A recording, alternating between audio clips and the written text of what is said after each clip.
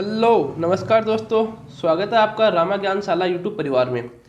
अगर आप एक विद्यार्थी हैं या समाज के एक सक्रिय प्राणी हैं तो आपने कभी न कभी नोबेल पुरस्कार का नाम अवश्य सुना होगा। नोबेल पुरस्कार हर वर्ष 6 क्षेत्रों में विशेष योगदान देने वाले लोगों को दिया जाता है, चाहे से वो किसी भी देश से ताल्लुक़ रखता हो। वो 6 क्षेत्र हैं: शांति, साहित्य, अर्थशास्त्र, रसायन विज्ञान, भौतिक विज्ञान और मेडिसिन। दोस्तों, स्वीडन के स्टॉकहोम में 21 अक्टूबर 1833 को अल्फ्रेड नोबेल का जन्म हुआ था।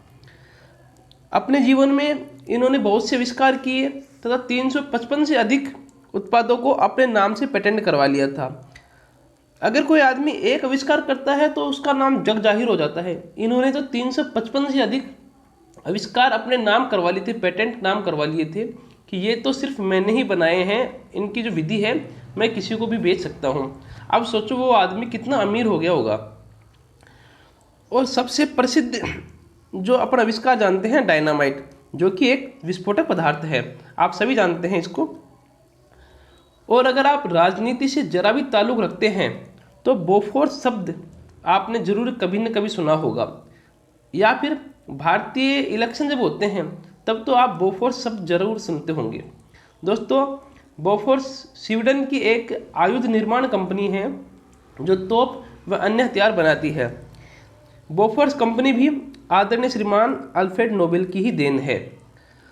दोस्तों, 1888 में इनके भाई की मृत्यु हो गई और चारों तरफ समाचार फैल गई कि अल्फ्रेड नोबेल की मृत्यु हो गई। ठीक है, अब अखबार था एक जिसका शीर्षक लिखा हुआ था मौत के सौदागर की मौत। अब आप ये देखो कि किसी के बारे में ये लिखा है मौत के सौदागर की मौत, और वही व्यक्ति उस अखबार को पढ़ रहा है। तो ऐसा पढ़कर अल्फ्रेड नोबेल को बड़ा सदमा लगा कि इतनी संपत्ति कमा ली मैंने, उसके बावजूद लोग मुझे इस नाम से जानेंगे, मौत के सौदागर की मौत। क्योंकि आप जानते हो कि इन्होंने डायनामाइट का आविष्कार किया। इसके अलावा एक कंपनी जो तोप और हथियार बनाती है उसका भी संस्थापक है। तो ऐसे व्यक्ति को स्वीडन के लोग मौत के सौदागर कहना शुरू कर दिए थे। तो वो पढ़कर उनको बड़ा सदमा लगा। तो दोस्तों, अल्फ्रेड नोबेल ने अपनी वसीयत में लिख दिया कि मेरी संपत्ति के 94% से अधिक जो भी संपत्ति है, जिसका 94% से अधिक भाग से एक संस्था बनाई जाए जो ऐसे लोगों को पुरस्कार प्रदान करेगी जिन्होंने विश्व में कुछ अच्छा किया हो या शांति के लिए कुछ कार्य किया हो। दोस्तों, 10 दिसंबर 1896 को अल्फ्रेड नोबेल की मृत्यु हो गई। उसके बाद उनकी वसीयत पढ़ी गई और उनकी इच्छा के अनुसार 29 जून 1900 को नोबेल फाउंडेशन की स्थापना की गई स्टॉकहोम, स्वीडन में। अब नोबेल फाउंडेशन प्रतिवर्ष 10 दिसंबर को नोबेल पुरस्कार प्रदान करता है। 10 दिसंबर को क्यों? क्योंकि इस दिन इनकी डेथ एनिवर्सरी आती है। तो आप ये नोट कर लेना कि किस दिन पुरस्कार दिए जाते हैं, 10 दिसंबर को दिए जाते हैं। अब जानते हैं कुछ ऐसे तथ्य नोबेल पुरस्कार से संबंधित जो आपकी एग्जाम में आते हैं।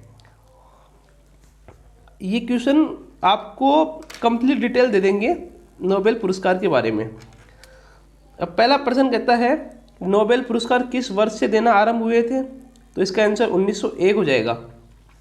नोबेल पुरस्कार किस दिनांक को दिए जाते हैं? तो 10 दिसंबर को नोबेल पुरस्कार दिए जाते हैं क्योंकि इस दिन इनकी डेथ एनिवर्सरी आती है। नोबेल पुरस्कार किस स्थान से दिए जाते हैं? तो स्टॉकहोम, स्वीडन। स्टॉकहोम, स्वीडन से नोबेल पुरस्कार दिए जाते हैं प्रतिवर्ष। वहाँ तो सिर्फ 5 पुरस्कार दिए जाते हैं। जो छठा पुरस्कार है शांति का पुरस्कार, वो नॉर्वे की राजधानी ओस्लो से दिए जाते हैं क्योंकि उस टाइम स्वीडन और नॉर्वे एक ही थे और अल्फ्रेड नोबेल की इच्छा थी कि एक पुरस्कार नॉर्वे से भी दिया जाए या फिर ओस्लो से दिया जाए। उन्होंने ये कहा था कि ओस्लो के किसी एक शहर से ये पुरस्कार दिया जाना चाहिए। तो नोबेल फाउंडेशन ने ये तय किया कि शांति का पुरस्कार वहाँ से दिया जाएगा। दोस्तों, पहले सिर्फ 5 ही क्षेत्रों में पुरस्कार दिए जाते थे।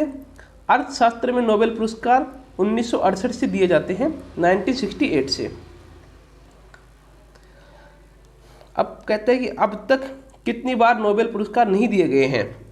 19 बार अब तक नोबेल पुरस्कार नहीं दिए गए हैं। ये आप नोट कर लेना, एसएससी या रेलवे के एग्जाम में पूछ सकता है डायरेक्टली, अब तक कितनी बार नोबेल पुरस्कार का आयोजन नहीं हुआ है। तो 19 बार नहीं हुआ है, क्योंकि प्रथम और द्वितीय जो विश्व युद्ध आया था उस समय इन्होंने नोबेल पुरस्कार नहीं दिए थे।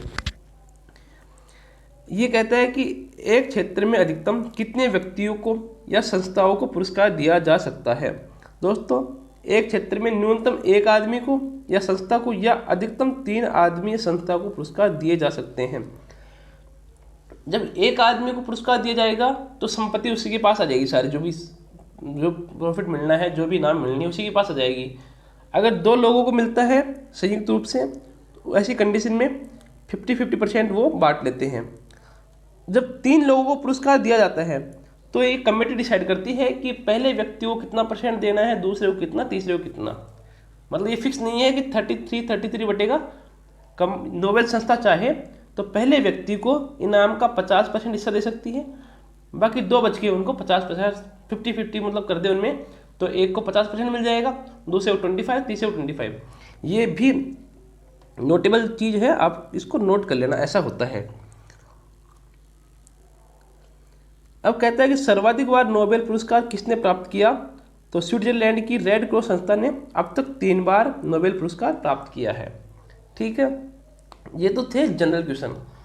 अब अपन एक तरफ नज़र डालते हैं, क्योंकि भारत के विद्यार्थी हैं तो ये क्वेश्चन आपके एग्जाम में पूछा जा सकता है कि अब तक किन किन भारतीयों को नोबेल पुरस्कार मिला है। दोस्तों, नोट करते हैं। सबसे पहले रविंद्रनाथ टैगोर, इनको साहित्य के क्षेत्र में 1913 में नोबेल पुरस्कार मिला था। उसके बाद में चंद्रशेखर वेंकटरमन, इनको फिजिक्स में 1930 में नोबेल पुरस्कार मिला था। मदर टेरेसा, इनको शांति के क्षेत्र में 1979 में नोबेल पुरस्कार मिला था। अमर्त्य सेन, जो कि भारतीय अर्थशास्त्री हैं, इनको अर्थशास्त्र के क्षेत्र में 1998 में नोबेल पुरस्कार मिला था। कैलाश सत्यार्थी जी, इनको शांति के क्षेत्र में 2014 में नोबेल पुरस्कार मिला था। कैलाश सत्यार्थी जी के साथ एक लड़की जो पाकिस्तान की थी, उसको भी नोबेल पुरस्कार मिला था। आपको अच्छी तरीके से याद होगा, 17 साल की उम्र में एक लड़की को पुरस्कार मिला था, यूसुफजई मलाला, जो कि पाकिस्तान की थी। इसके जन्मदिन के दिन 12 जुलाई को पाकिस्तान में मलाला दिवस मनाया जाता है। ये भी आप नोट कर लेना, क्योंकि ये विश्व के अंतर्गत प्रसिद्ध हो गई ये लड़की है, सिर्फ पाकिस्तान की नहीं बची है। इसको सबसे कम उम्र में नोबेल पुरस्कार मिला था। कुछ व्यक्ति जो सिर्फ भारतीय मूल के हैं लेकिन दूसरे देशों के नागरिक हैं या दूसरे देशों में रह रहे हैं, उनको भी मिला था, तो अपन उनको भी एक बार नोट कर लेते हैं। हरगोविंद खुराना, इनको फिजियोलॉजी मेडिसिन में 1968 में नोबेल मिला था।